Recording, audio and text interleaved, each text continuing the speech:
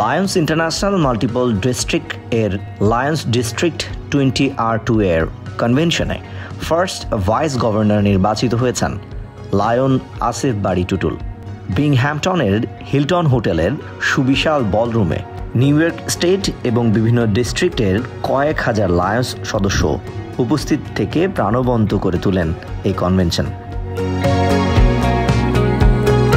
Multiple district Lions district 20R2 এর নেতৃত্বে নির্বাচনে 2 ঘন্টা ভোট নেওয়া ও গণনার পর ফলাফল ঘোষণা করা হয়।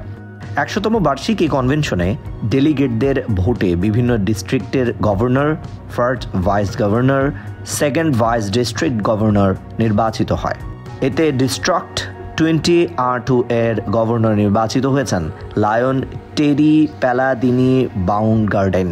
ফার্স্ট ভাইস গভর্নর নির্বাচিত হয়েছেন লায়ন আসিফ বাড়ি টুটুল এবং সেকেন্ড ভাইস গভর্নর নির্বাচিত হয়েছেন লায়ন নিনা এল স্মিথ। 2014 সালে প্রতিষ্ঠিত new York Bangladeshi American Lions ক্লাবের কোনো প্রার্থীর এটাই সর্বোচ্চ পদে অর্জন।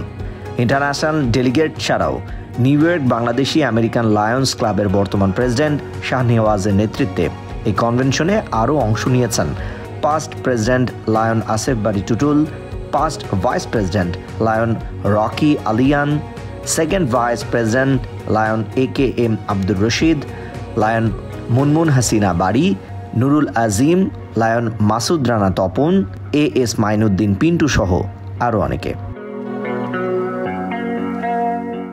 SITV New York.